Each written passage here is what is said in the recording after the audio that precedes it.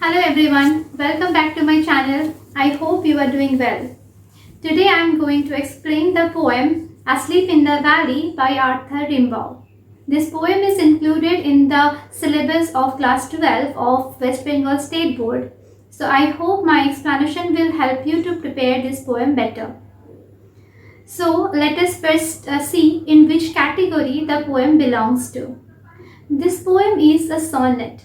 A sonnet is a 14-line poem. The first 8 lines are called an octave, and the last 6 lines are called a sestet.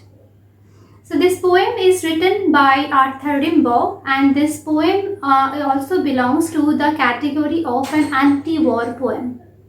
Arthur Rimbaud wrote this poem during the time of war between Russia and France. So when a war comes, it touches upon the society and all the lives of all the people. So literature is very much influenced by the society. So whenever a war comes, two kinds of literature rise. So the one kind is a kind of literature which glorifies the war.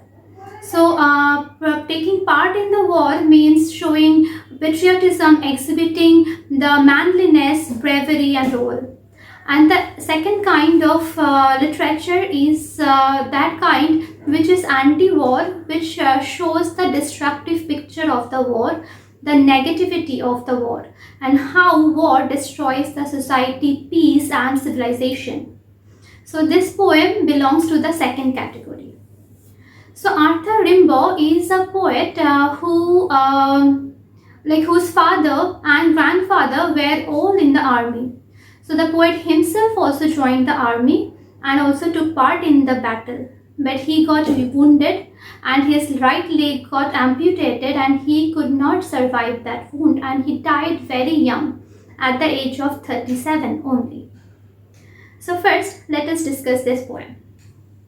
So at the very beginning, the first 4 lines are like this. A small green valley where a slow stream flows and leaves long strands of silver on the bright grass. From the mountaintop stream the sun's rays, they fill the hollow full of light. So here we get the beautiful description of the nature. There is no hint of any war.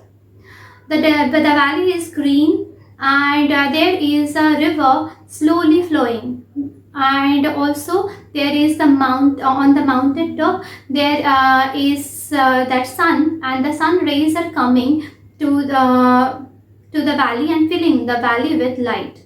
So we have the comparison between the sun rays and the river, like the sun's rays are compared to the river, like the way the river flows from the uphill to the downhill.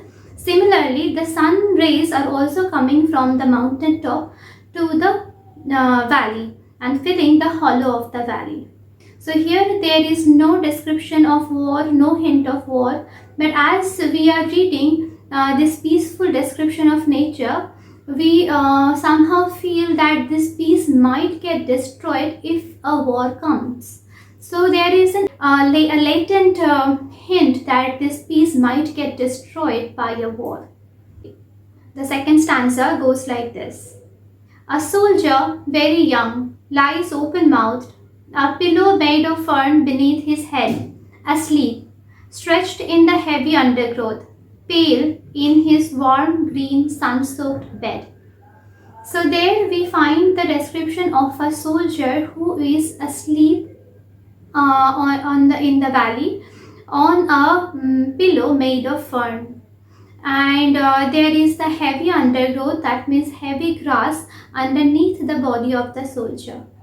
The soldier is pale, and the grass on which he is sleeping, that is warm. Again, the comparison between the sun rays and the stream gets strengthened because of this phrase sun-soaked bed. Sun-soaked, like sun is again being compared with the river, and sun is soaking the warm green grass and making that warm. So this soldier is sleeping, and this picture brings into our mind the picture of a baby sleeping in the arms of a mother. So we feel that the soldier is that baby, and he is sleeping in the arms of Mother Nature. So Mother Nature lovingly provided a pillow made of fern, and also some grass, warm grass to sleep on. The next answer goes like this. His feet among the flowers he sleeps. His smile is like an infant's, gentle without guile. Ah, nature, keep him warm. He may catch cold. So, here, how the soldier is sleeping, that description is given. The feet of the soldier are in the flower, and he sleeps peacefully. The way the innocent baby smiles while sleeping in the arms of the mother, the soldier also seems to be smiling. His smile is gentle and without guile, like innocent as a baby. Here, that imagery of a sleeping baby in the arms of a mother gets strengthened again. And here, the poet personifies the nature by addressing the nature directly. Ah, nature, keep him warm.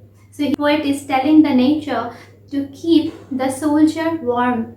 He might not catch cold while sleeping on the grass. So the last answer, the humming insects don't disturb his rest. He sleeps in sunlight, one hand on his breast, at peace. He is in his side, there are two red holes. The humming insect, they do not disturb the rest of that soldier.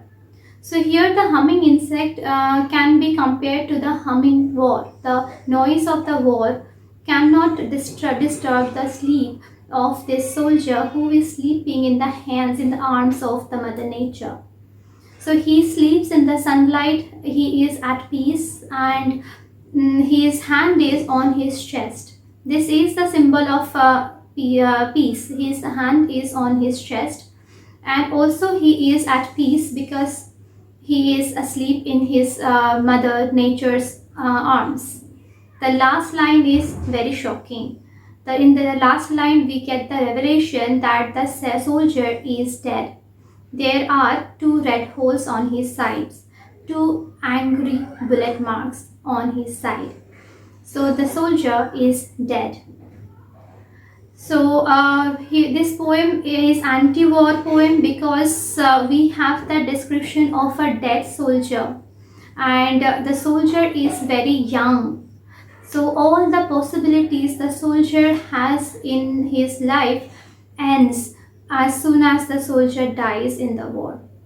So all the possibilities, everything is nipped on in the very bud. And also when after the death we go back to the nature, and we get to get in peace, and then nothing can disturb the rest in the arms of Mother Nature. That picture is also given. The soldier who is dead, who is now asleep in the hand of the Mother Nature, cannot be disturbed by the war or by anything else in the war. So this is the poem. I hope this will help you to prepare this poem better. So the significance of the title is an important question. Prepare that. So for the next video, keep an eye to my channel. Wish you all the best. Bye bye.